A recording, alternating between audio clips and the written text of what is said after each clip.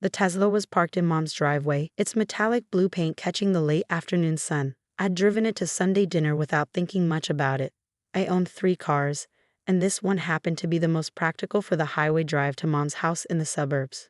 I was helping Mom set the table when my nephew Tyler came running in from outside, his 8-year-old face flushed with excitement. "Aunt Jenna, is that your car out there? The blue one?" "It is," I said, folding napkins. "It's so cool. Can I sit in it later?" Before I could answer, my sister Lauren walked into the dining room, her expression already arranged into that particular smile she wore when she was about to say something cutting disguised as a joke. "Tyler, honey, that's not Aunt Jenna's car. She borrowed it from her boss for the weekend. Isn't that nice of him?" The room went quiet. Mom looked up from the roast she was carving. My brother-in-law Derek glanced at me, then quickly looked away. Uncle Paul paused mid-reach for a dinner roll.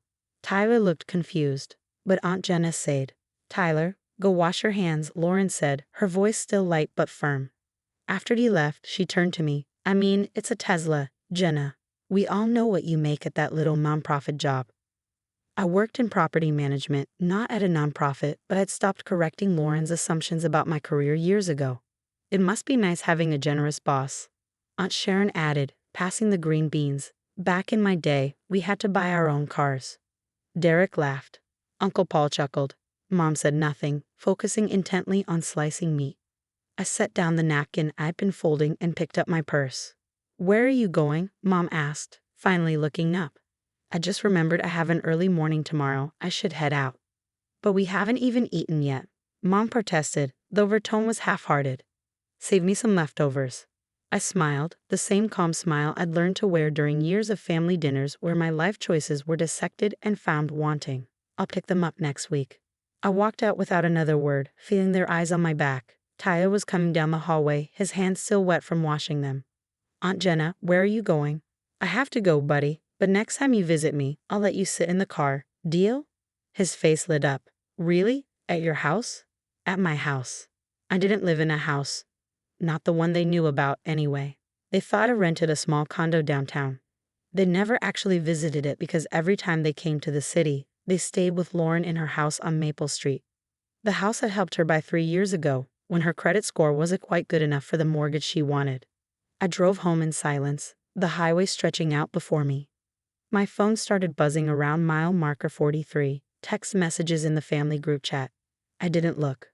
By the time I pulled into my actual driveway, the one attached to my real house in the private community 30 minutes outside the city, I had 17 notifications. I ignored them all, went inside, fed my cat, and tried to focus on the documentary I'd been meaning to watch. At 10:47 p.m., my phone buzzed with a direct text from Lauren. "Don't forget the house payment is due on the 3rd. Can you have it in by then?" I stared at the message for a long moment. The house payment. As if I were the one living in her 4-bedroom colonial on Maple Street. As if I were the one who'd needed a cosigner 3 years ago because my debt-to-income ratio was too high. As if I weren't the one who'd structured the entire deal so that I owned the property outright and she paid me monthly installments that covered my costs plus a small profit. I typed back, "Everything will be settled." Her response came immediately. "What does that mean? Just say yes or no." I didn't reply. Instead, I opened my laptop and pulled up my property management files. Maple Street. I owned 6 houses on that street, though only Lauren knew about her arrangement with me, and even then she didn't know the full extent of it. To her, I'd simply helped with the down payment, and she made contribution payments to me until she could refinance in her own name. She'd been planning to refinance for 2 years now, always finding some reason to delay. The truth was simpler. I owned her house. She was essentially my tenant with a purchase option she'd never exercised. And not just her house.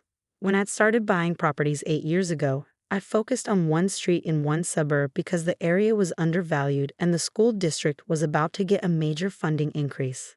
I bought 6 properties over 3 years, renovated them quietly, and either rented them out or held them for appreciation.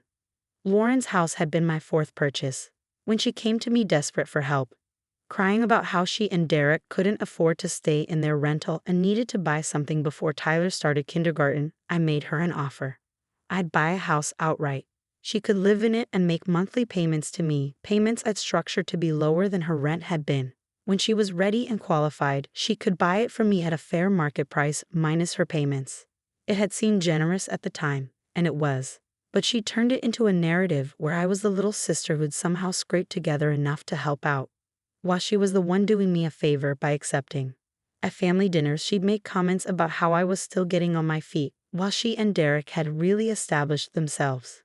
The Tesla comment was just the latest in a long pattern. I closed my laptop and went to bed. Tuesday morning, my property manager called.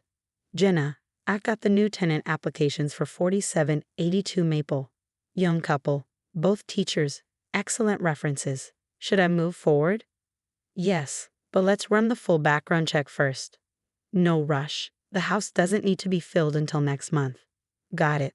Also, I wanted to flag that Lauren's payment last month was 3 days late. Not enough to trigger any penalties, but it's the second time this year." I'd noticed. "Make a note of it, but don't take any action yet." After I hung up, I sat at my desk and thought about Sunday dinner, about Tyler's confused face, about Lauren's casual cruelty. So practiced it seemed almost reflexive, about the 17 text messages I still hadn't read. I opened the family group chat. Most of it was innocuous, Mom asking if anyone wanted her old coffee maker, Uncle Paul sharing a news article about local politics. But there were 3 messages from Lauren, all sent shortly after I'd left on Sunday. Jenna left in a huff because we made a joke about her borrowed car low. "So sensitive, can't take any teasing. Must be nice living in fantasy land where you pretend you're richer than you are." Derek had replied with a laughing emoji. Aunt Sharon had written, "Young people are so touchy these days." Only Tyler's father, my younger brother Marcus, who lived in Portland and rarely came to family events, had said anything else. "Maybe we should lay off Jenna. We don't actually know her financial situation." Lauren's response: "Trust me, I know exactly her financial situation. I'm literally helping her stay afloat." I set my phone down and opened my email instead. There was a message from my financial advisor confirming our meeting next week to discuss expanding my real estate portfolio into commercial properties. Another from my accountant about quarterly tax estimates. A third from a contractor about renovation timelines for 2 properties I was updating. My phone rang. "Mom." I let it go to voicemail, then listened to the message. "Jenna, honey, Lauren said you're upset about Sunday. She didn't mean anything by it. You know how she jokes. Can you call her back? She's worried about the payment arrangement you two have. Just call her, okay?" I deleted the voicemail. An hour later, Lauren called. I didn't answer. She left a voicemail. "Jenna, this is ridiculous. I made a joke, and you're acting like I committed some crime. Can you please just confirm you'll have the payment in on time? I need to know for budgeting. Call me back." I didn't call back. Wednesday afternoon, my property manager called again. "Jenna, Lauren just called the office asking about her account status. She seemed concerned about something. I didn't give her any information beyond confirming her account is current. But she was asking some odd questions about the ownership structure of her house." "What kind of questions?" "Whether there were any liens on the property, whether you could take back the house, whether she was building equity." I stayed professional and told her she'd need to review her contract, but she seemed agitated. "Noted. Thanks for letting me know." After we hung up, I pulled up Lauren's contract on my computer. The terms were clear. She was making payments toward an eventual purchase, but the property remained in my name until she either completed the full purchase or refinanced with a traditional lender. She'd signed it 3 years ago, reviewed by both our lawyers. The contract also included a standard clause. If payments were more than 30 days late, I could begin eviction proceedings as I would with any tenant. Thursday morning, the family group chat erupted again. "Marcus, can someone explain what's going on with Jenna and Lauren? Mom's calling me worried." "Mom, Jenna won't return anyone's calls. Lauren needs to talk to her about their house arrangement." "Lauren, their house arrangement? It's my house. Jenna just helped with the down payment." "Uncle Paul, family shouldn't let money come between them." "Aunt Sharon, Jenna's always been stubborn." I muted the chat and opened a new document on my computer. Started typing. Friday evening, I drove to Maple Street. Not to Lauren's house. I had no interest in a confrontation. I drove slowly down the entire street, looking at my properties. 4782 Maple, a young family, 2 kids, always kept the yard immaculate. 4791 Maple. Retired couple. Quiet, paid 3 months ahead consistently. 4805 Maple. Lauren's house. The lawn needed mowing. There were toys scattered across the front yard. 4818 Maple. New tenants moving in next month. 4823 Maple. Another family just renewed their lease for 2 more years. 4834 Maple. Currently being renovated, would be back on the market in 6 weeks. My street. Every single property. I'd never told anyone in my family beyond Lauren about the real estate investments. When I'd started, they were still convinced I was wasting my potential by not finishing my MBA. When I bought my first property, a foreclosure I renovated and flipped, they called it lucky. When I bought my second and third, they stopped asking questions. By the time I'd assembled my Maple Street portfolio, they decided I must be scraping by in some undefined way they didn't want to examine too closely. It was easier to believe I was barely surviving than to confront the reality that the family disappointment had quietly built something substantial. Saturday morning, Lauren showed up at my condo downtown, the one I kept as an office and occasionally slept in when I worked late in the city. She knocked hard enough that I heard it from my desk, where I was reviewing contractor bids. I opened the door. "We need to talk," she said, pushing past me into the small living room. "Hello, Lauren." "Don't hello, Lauren me. What the hell is going on? You won't answer my calls, you're being weird about the payment, and now I find out you own my house." "Like actually own it?" "You signed a contract 3 years ago. You knew the terms." "I thought it was temporary. I thought I was building toward owning it." "You are, when you exercise your purchase option. I can't afford to buy it outright. The market price now is $60,000 more than when we started." "That's how real estate works, Lauren. Properties appreciate. You've had 3 years to refinance. You never told me I had a deadline." "There is no deadline. You can buy it whenever you're ready, or you can keep making payments indefinitely. The contract is flexible." She stared at me, her face flushed. "Is this because of what I said on Sunday, about the car?" "This has nothing to do with Sunday." "Then why are you being like this?" I looked at her, really looked at her. My older sister, who'd spent our entire childhood being the successful one, the accomplished one, the one Mom bragged about to her friends, who'd struggled to accept that her younger sister had chosen an unconventional path, who'd needed help but couldn't stand acknowledging it. "I'm not being like anything," I said quietly. "You asked about the payment. I said everything would be settled, and it will be. Your November payment is due in 5 days. Either it's on time, or we follow the contract terms for late payment." "You wouldn't actually evict you if you're 30 days late?" "Yes. That's what the contract says. You're my sister. I'm your landlord, Lauren. I've been your landlord for 3 years. You just preferred to think of me as your charity case little sister who somehow scraped together enough to throw you a bone." She stepped back like I'd slapped her. "That's not. I never. You told everyone at Sunday dinner that I borrowed my car from my boss. You've spent years making jokes about my little nonprofit job, my tiny condo, and how I'm still figuring things out. You told the family group chat you know exactly my financial situation because you're keeping me afloat." Her mouth opened, then closed. "You live in my house," I continued, my voice level. "You drive past 5 other houses I own every time you come home. You've never once asked me a single serious question about my career or my life because you decided years ago that I was failing and you were succeeding, and that narrative was more comfortable than reality. Jenna, your payment is due Thursday. Have it in on time." I walked to the door and held it open. She left without another word. Thursday came and went. No payment. Friday morning, my property manager called. "No payment from Lauren. Should I send the first notice?"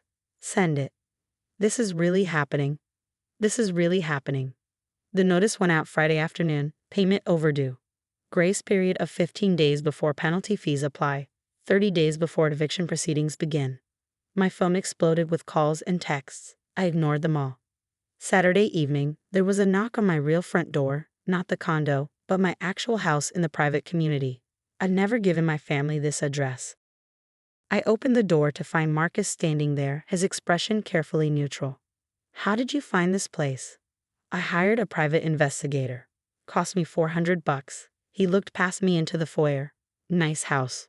Really nice house." I stepped aside to let him in.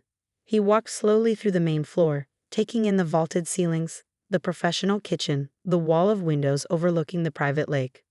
"How long have you lived here?" 5 years. And you let them think you lived in that condo. I work in that condo. I sleep here. He turned to face me. Lauren is losing her mind. Mom is crying every day. They sent me to beg you not to evict her. And I'm not going to beg. Because honestly, Jenna, they've had this coming for years. He sat down on my couch without asking. I moved to Portland specifically to get away from the family dynamics, from Mom's favoritism, from Lauren's need to be superior, from all of it. I know. Do you also know that Lauren's been telling people she's basically supporting you? That she helps her little sister out financially? I suspected. She told her book club that you're struggling and she's been loaning you money. Mom believes it. Half the family believes it. I sat down across from him. Marcus, I own 6 properties on Maple Street. I own this house outright. I have 7 figures in investments. I don't say this to brag. I say it so you understand that nothing Lauren tells people about me is based in reality. He nodded slowly. Are you really going to evict her? If she doesn't pay, yes. It's going to destroy the family. The family's been perfectly comfortable destroying me for years. They just did it quietly, at Sunday dinners, in group chats, and comments to their friends. I'm just being honest about my boundaries. We sat in silence for a moment. For what it's worth, Marcus said finally, I'm proud of you, what you've built, how you've handled all this. Thanks. But I'm also worried about Tyler. He's a good kid. He doesn't deserve to be caught in the middle of this. That got to me more than anything else had. Tyler, asking about the car with genuine excitement. Tyler, who'd never been anything but sweet to me. I'm not trying to hurt Tyler, I said quietly. I know, but Lauren's panicking, and when she panics, she doesn't make good decisions. Just think about it. That's all I'm asking. After he left, I sat alone in my living room and thought about Tyler, about Sunday dinners and family group chats and borrowed cars and assumptions, about Lauren's house and the payment that was now 8 days late. My phone buzzed. A text from Lauren. Please, I'll have the payment Monday. I'm sorry about everything. Please don't do this to my family. I looked at the message for a long time. Then I typed, payment due by end of business Monday. Late fee waived this once. But Lauren, my name goes on the deed as sole owner, and you need to stop telling people I'm struggling. If I hear one more story about how you're supporting me, the next late payment starts eviction immediately. Are we clear? 3 minutes passed before she responded, we're clear. I set down my phone and walked to my window, looking out over the lake. Some lessons cost money, some cost pride, and some cost the comfortable lies you tell yourself about the people you've underestimated. On Maple Street, the lights were coming on in houses I owned, in lives I'd helped build, in a neighborhood I'd quietly transformed while everyone assumed I was barely getting by. My street, my properties, my life, and finally, my terms.